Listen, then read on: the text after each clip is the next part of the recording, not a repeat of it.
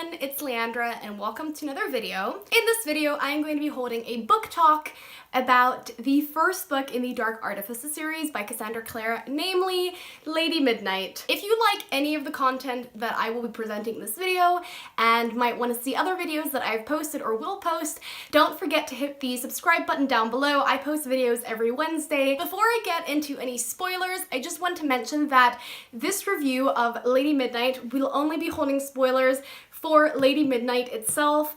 I won't be spoiling anything from Lord of Shadows, so if you haven't read Lord of Shadows yet, but you still want to watch this book talk that I'm doing about Lady Midnight, don't worry. I don't think I'm going to mention any spoilers from Lord of Shadows, and if I will definitely warn you beforehand. The only things that you have to know is that there will be spoilers about City of Heavenly Fire to an extent. Before I get into my spoilery kind of talk about it, I just want to say that I think that this has probably been the best written work that Cassie has ever written.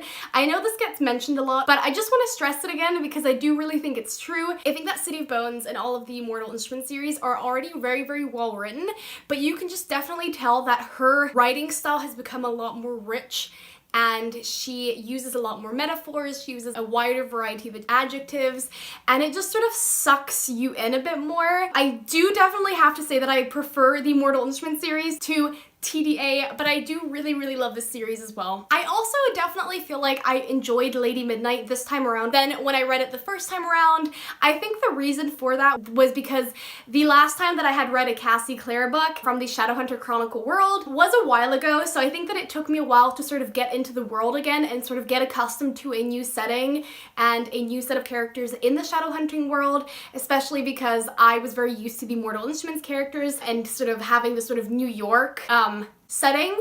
So I think it took a while for me to get into it again, which is probably what also made the first time reading it less enjoyable. Not that I didn't still absolutely love it, but I definitely felt myself a lot more drawn towards the characters and the plot and the world a lot more this time around. What I also just love about this series is that it is set in California in the Los Angeles Institute. Now, for any of you guys who don't know, I was actually born in the States in California, and I think that although I'm probably very biased towards it, I think it is by far the coolest and prettiest state in all of America. I always love going there for a visit. I love the food, I love the people, and I love the landscape, so I am very, very heavily biased towards loving California, and I think it's so cool to see that Shadowhunter world in California. So I'm going to be sectioning this book talk off into 3 different categories. So the first one is going to be characters, where I'm going to be discussing the different characters that we meet in this book and what I think about them. Second of all, I'm going to be talking about the relationships in this book.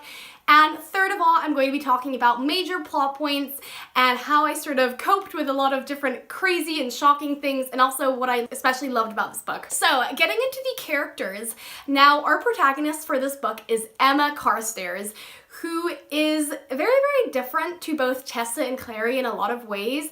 She is definitely very strong-willed and very rebellious, kind of like Clary is, but she's a lot more used to the Shadowhunter world. She's been born into it. She knows exactly what it is to be a Shadowhunter, and she has some sarcasm on her side. I just think that her humor is so witty, and I love her sarcastic lines that she has, especially when she's fighting enemies and she's sort of roasting them a tiny bit. I think that that's fabulous, and what I love especially about her is that you can really tell that she is a feminist at heart, which I find really awesome. It is definitely very heartbreaking to witness Emma's character over the course of this book, especially because she's trying to find out who murdered her parents, as well as avenge their deaths, and you can really tell that it's taken a toll on her. So while I absolutely love her character in this book, and I love Emma as a whole, I do have a lot of sympathy and pity for her, which is also kind of sad. Then obviously her parabatai, Julian.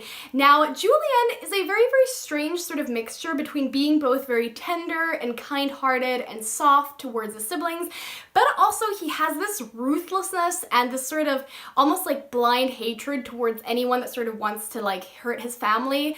You can tell that he would both die for them but also kill for them. What is also incredibly interesting is that you learn how he actually had to raise his siblings on his own. He had to actually be their father figure and their basically authority figure as well, up until this point, as well as through the course of Lady Midnight. And you don't really know about this when you read The Fiery Trial, and it is very, very sad and heartbreaking to see that as well. You can definitely tell that all of this responsibility that he gets put on him has had a very very psychological effect on him. He's very protective of his family. He's very, very ruthless. He can be very, very cold-hearted towards anyone who sort of stands between him and the Blackthorns or wants to hurt any of the Blackthorn children. And while obviously that is a very, very good trait of him, you know, that he's very brave and he stands up for his siblings, it is also kind of sad to see so much burden being put on such a young child. Then we have Christina, who is kind of like a new addition to the Los Angeles Institute as she's spending her year abroad there, learning about the customs and the sort of culture in LA and America, and I absolutely love Christine as well. She's very, very interesting and different in her own way. First of all, I think it is awesome that we have a Latina character. She is super awesome. She's so badass. But what I especially love about her is that she has both of these sides, kind of like Julian, where on the one hand, she's very, very responsible and sensible and kind of more down to earth. But then on the other hand, she has this kind of rebelliousness to her that I think gets brought on a lot when obviously like the cold piece gets mentioned. She is willing to break the law in a lot of ways in order to learn more about fairies because fairies fascinate her, which is also something that kind of plays a role in the following book. So I find that incredibly interesting as well. And then we have another sort of big character that I wanted to mention, which is Ty. I think that he's probably the most interesting character in this book. He is so complex. I don't have any sort of experience with autism. I, however, study psychology, so I've learned a bit about autism, and from what I understand and what I know about autism, and about its diagnosis and sort of like the behavioral patterns that are common in autism, I think that Cassie has done an excellent job at being able to construct such a complex character who just has such interesting mannerisms, and he is just so adorable and he is so loved by me. I would protect Ty at any cost. He is so precious, and I am so excited that there is going to be a whole series with him as the main character. What I also find incredibly fascinating is that the autism that Ty has is actually being described from a Shadowhunter point of view. So, you know, the Shadowhunters, they don't really accept mental sort of discrepancies. They don't accept that anyone can have things like autism. They don't have a name for that because they completely dismiss any kind of mental disorders as just being crazy and being a lunatic. So it's very interesting how Cassie was both able to describe it in a very, very respectful way, while also sort of including the prejudice that all the Shadowhunters would have towards him, while also having his family being very protective and caring of him. And I found that to be incredibly awesome, and I love the representation that he brings to this series. And then we have Drew. I'm not really going to mention Livy and Tavi so much. I think that they're awesome characters, but I have something to say about Drew. Now, I think that Drew in this book, you can tell that she's quite introverted. You can tell that she's quite quiet. She's kind of like the black sheep of the family, which is kind of sad. I don't know why, but she just sort of drew my attention. And as I was reading Lady Midnight, I was very hopeful that in the following book or books, she would have a more important role to play. Now, I'm obviously not going to spoil whether or not she has an important role to play in Lord of Shadows, but I was just very intrigued by the nature of her character, and that's something that kind of pulled my attention as well. Then I want to talk about the relationships in this series. So we obviously have Emma and Julian, who are parabatai. I think that is incredibly fascinating to read a Shadowhunter book from the actual point of view of a parabatai, because we don't really have that.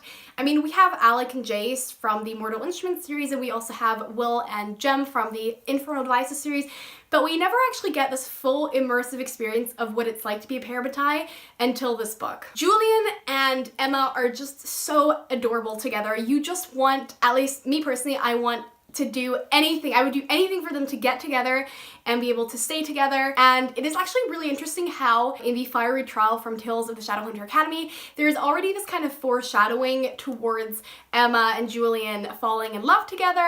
When I just read that story again, it really shocked me and kind of gave me chills all over when I realized that there was this foreshadowing. Oh my god, I love that scene at the beach where they spend their first night together having sex. It was so adorable, and it was just so heartbreaking afterwards to learn about the parabatai curse. I was so speechless. What I also found incredibly interesting was that after that night on the beach, Emma sort of mentions in her head that she and Julian never said I love you towards each other, which I don't know whether you guys noticed this personally as you were reading Lady Midnight, but I personally, when I looked back on it, it was really shocking to me because I was like, no, I'm sure they said I love you to each other. Just something small that also sort of caught my eye a tiny bit. I don't know why, but Cassie was just really able to bring that sort of shock effect over when Emma was like, no, I never actually told Julian that I love him. And third of all, we come to the plot.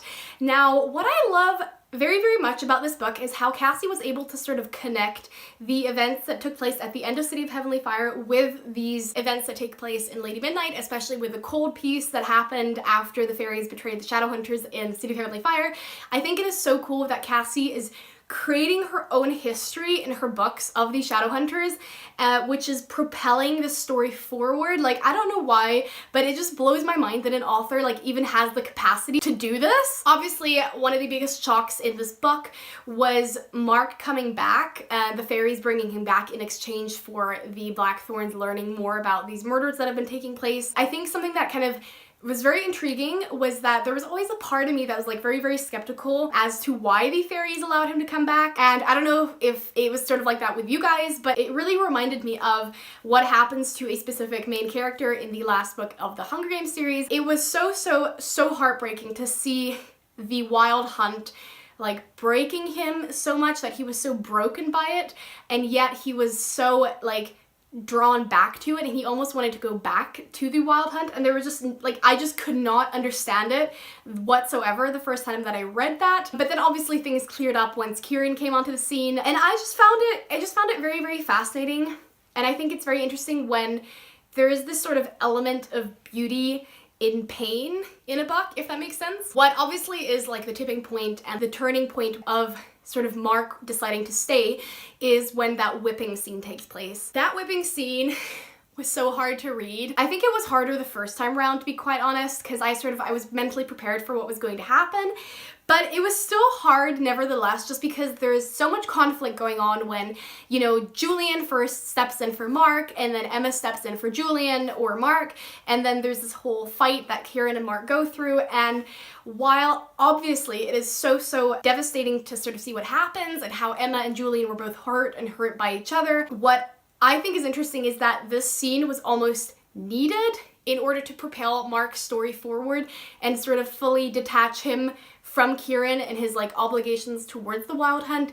And then that is sort of like the moment where he says like, no, I am a Shadowhunter, like put the mark on me, I belong to the Blackthorns. What I actually also find really interesting was the introduction of these Scholomance. So this is something that never really got mentioned at all in the TID and TMI series, and if I am not mistaken, like someone please correct me if I'm wrong, it's not even mentioned in the Shadowhunter Codex. So again, like, it just really fascinates me how Cassie is using her own history to bring about things that, like, for example, like, might have been used in Shadowhunter history, like the Scholomance, you know, dealing with downworlders and sort of punishing them and dealing out justice. I personally just found that also to be very incredibly fascinating. I'm very intrigued, or I was very intrigued as I was reading Lady Midnight the first time around, like what part the Scholomance would actually play in the books further on. And yeah, I definitely think they do have a part to play.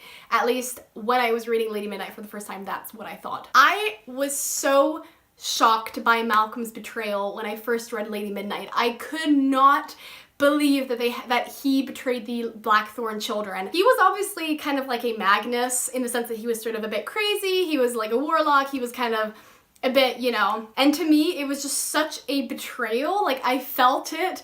I felt that betrayal, and when he took Tavi, like, oh my god, like, I actually thought Tavi was gonna die, and I thought it was gonna be like what happens in City of Glass with Max all over again, and I could not, like, I didn't think that I was able to deal with that, but obviously I was so happy when that didn't happen, and I'm happy that, like, Lady Midnight did get a happy ending with Emma killing Malcolm and, you know, his body disappearing and all of the wards being taken down and everything. Then there is one last thing that I want to mention about the plot, which is what Julian does at the end of this book in order to protect his family, in order to protect what happened between the Blackthorns and the fairies and how they sort of broke the law. It was really, really scary to see Julian lie like that. It was obviously very good that he was protecting his family, but that was definitely another moment where he was sort of like just pushed almost over the edge, and he was being very, very cold-hearted. Oh, sorry, I forgot to mention, actually, Kit being found as the last Herondale, like the last Herondale from Tales from the Shadowhunter Academy,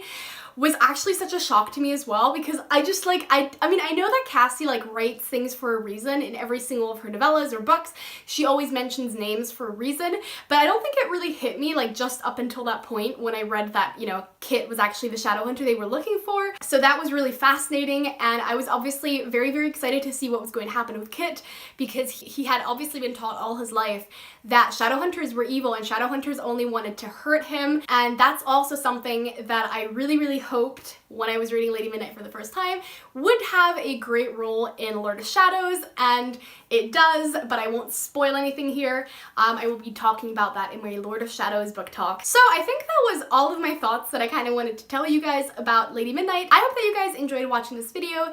If you liked this video, please give it a thumbs up. Don't forget to comment your thoughts down below, what you liked about Lady Midnight, what you thought about the characters and the relationships, who your favorite character was. I think my favorite character actually has to be Ty, because he is just so fascinating and adorable in so many ways. But yeah, I would love to hear your thoughts about that too. As always, thank you guys so much for watching, and don't forget to subscribe if you haven't already. I bring videos out every Wednesday. I hope that you guys are having a great day / evening wherever you are, and I will see you guys soon with another video. Bye!